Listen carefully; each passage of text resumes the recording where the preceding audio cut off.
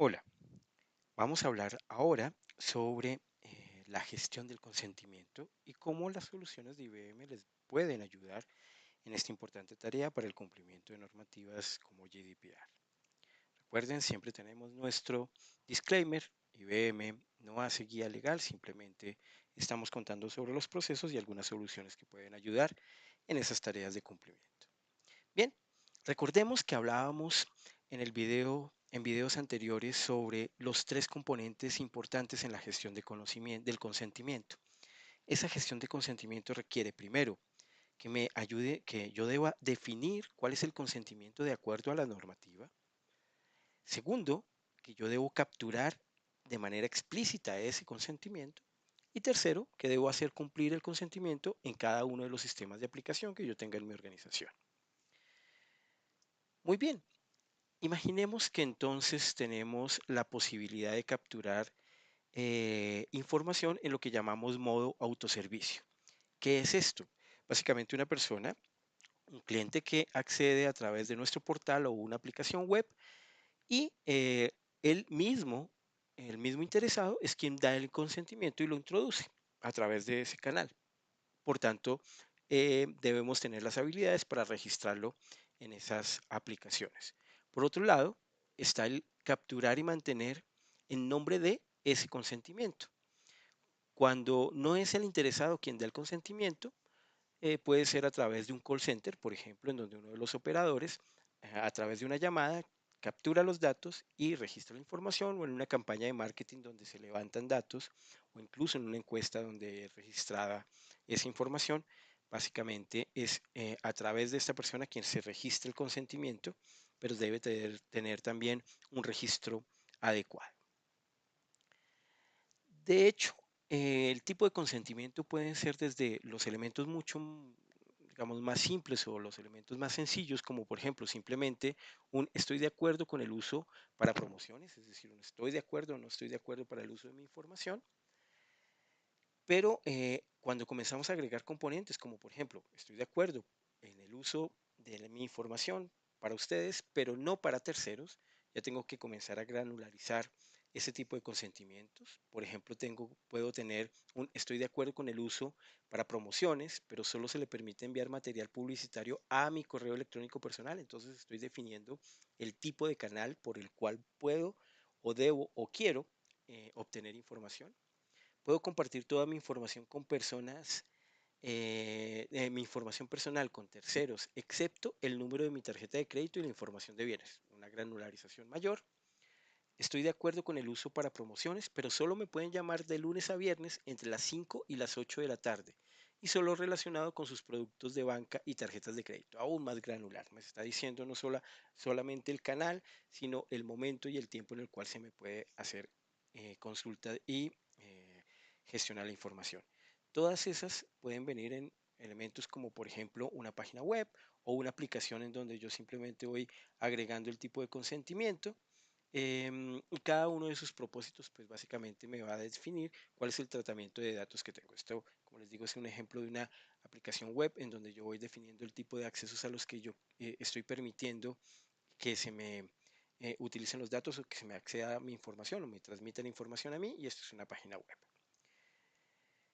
Recordemos algunos requisitos. El propósito del tratamiento tiene que detallar qué entidades de información forman parte del propósito de tratamiento al que el interesado puede o no dar el consentimiento. Es decir, cuáles son las tareas que vamos a tener en cuenta para los datos que él nos está suministrando.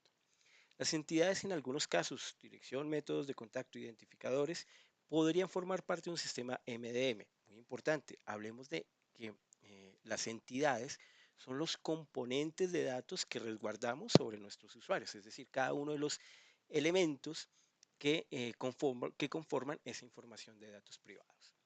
Las entidades en otros casos, información de salud, información salarial, podrían no formar parte de un sistema MDM. Algunos de estos elementos, como se dice, pues pueden componer estructuras de Master Data Management en los cuales yo registro esa información para el uso dentro de las aplicaciones, dentro de la gestión de la información de mi propia organización, haciéndolo parte, por supuesto, de mi Master Data Management. Em, Recordemos que además es muy probable que no tengamos una única fuente para esa información. Las entidades relacionadas con un propósito de tratamiento se pueden almacenar en diferentes sistemas, por ejemplo, en el CRM, por ejemplo, una herramienta de ventas o una herramienta de promociones. Todo esto tiene que estar articulado a través de mi Content Manager. Es posible que los sistemas no tengan una relación uno a uno con las líneas de negocio. Una línea de negocio podría tener múltiples sistemas para el mismo propósito de tratamiento si estamos pensando en organizaciones que, por ejemplo, tienen múltiples, obviamente, múltiples negocios, múltiples tareas y que comparten información a través de estos sistemas, pero que no necesariamente obedecen a la misma estructura. Es por eso tan importante el propósito del tratamiento para cualquier elemento o componente que estemos definiendo, por ejemplo, para las promociones. Cuando estamos hablando en el consentimiento, es posible que no solamente estemos requiriendo que se lo almacene de manera adecuada porque lo necesita la ley o porque nos lo exige la ley, sino porque nuestros eh, empleados y partes de los procesos van a requerir de manera explícita saber qué pueden o qué no pueden hacer con esos datos y por tanto conocer claramente el consentimiento que se ha dado. Por ejemplo, miembros del equipo de la oficina del CDO, es decir, el Chief Data Officer, tienen que ser capaces de revisar el consentimiento con fines de cumplimiento. Los empleados de ciertos canales, centro de llamadas o sucursal también pueden necesitar la aprobación. Así que podemos tener diferentes eh, personas, diferentes interesados en esa información y, por supuesto, vamos a necesitar diferentes actividades o procesos para consultar sobre cuáles son esos consentimientos que tenemos sobre algunos de esos datos. Veamos qué sería la arquitectura de este tipo de soluciones cuando nos centramos en el tema precisamente de la gestión de consentimiento. Tenemos a la persona, por ejemplo, del equipo de el Operational Data Compliance, que requiere hacer una revisión sobre, en efecto, cuáles son los consentimientos. Tenemos a nuestro interesado, un individuo físico, y el canal de transmisión. Dentro de la estructura del Concept Management tenemos un repositorio de consentimientos donde se aloja esa información con su metadata y correspondiente organización y yo puedo a través de ese repositorio volverla a revisar.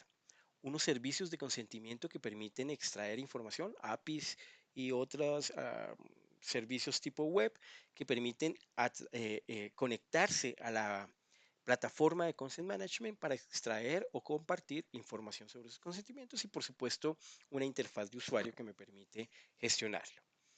Esta capa de Consent Management, por supuesto, está dada para capturar y mantener el consentimiento de los interesados. Y por otro lado, tenemos nuestro Information Governance Catalog, el IGC o IGC, que es nuestra plataforma para definir cómo están dados esos consentimientos a través de las plataformas en este caso para la norma GDPR. Normalmente la persona que estará acá será el Data Privacy Officer o el Chief Data Officer y su equipo.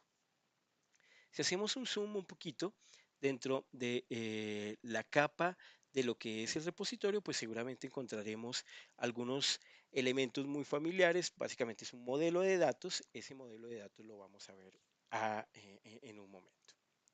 Este es el modelo de datos que hacíamos doble clic al ver la capa del repositorio.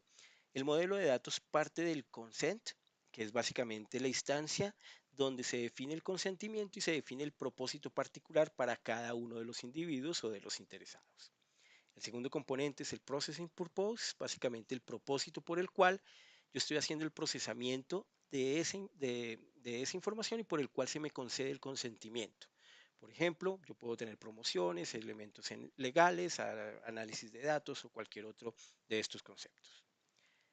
El Processing Activity Type o el tipo de actividad de procesamiento me define cuáles son esos tipos de actividades que se me están permitidos, recoger, modificar, almacenar, archivar, compartir y demás. Regulación. Una de las normativas, por supuesto, es el GDPR, pero no es la única. En efecto, el GDPR es un reglamento que requiere la gestión de estas aprobaciones. Pero también, por ejemplo, para el caso de Colombia tenemos la 1581 y seguramente cada país tendrá otras normativas aplicables. La entidad de consentimiento, consent entity, básicamente es cómo cada uno de estos componentes puede estar vinculado a unas entidades particulares. Por ejemplo, el consentimiento que es otorgado solo para el domicilio profesional, pero no para el domicilio particular. Esos enlaces entre cada una de esas entidades a las cuales se le está otorgando el consentimiento. El otro componente del modelo de datos es la provisión del consentimiento. Consent provision básicamente son las disposiciones de un consentimiento, por ejemplo, que me pueden llamar para las promociones, pero solo entre las 4 y las 6 de la tarde. Y finalmente, el tenant, en donde el consentimiento puede darse por diferado para diferentes líneas de negocio, es decir, tenant o multitenant de acuerdo a mi estructura organizacional. Por ejemplo, si la empresa tiene diferentes marcas u organizaciones que son dadas en algunas perspectivas de cada uno de nuestros interesados. Este es el modelo de datos que debería caber allí. Este es el ejemplo más simple. Acá simplemente estoy definiendo, estoy de acuerdo con el uso para promociones.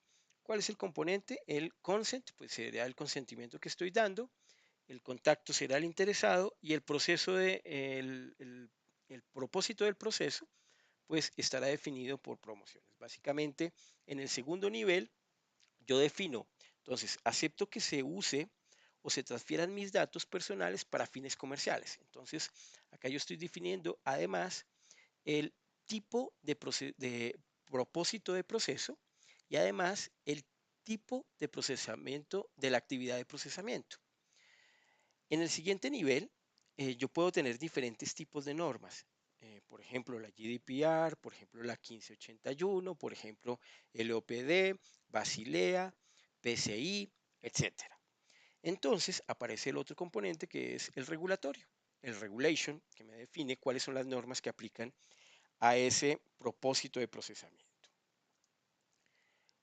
Luego, el siguiente componente es, en el ejemplo, estoy de acuerdo con el uso para promociones, pero solo se le permite enviar material publicitario a mi correo electrónico personal. Entonces estoy definiendo la entidad de consentimiento, que es el elemento de datos al cual lo estoy definiendo, y por supuesto el tipo de entidad, que es el tipo al cual estoy eh, vinculando ese consentimiento.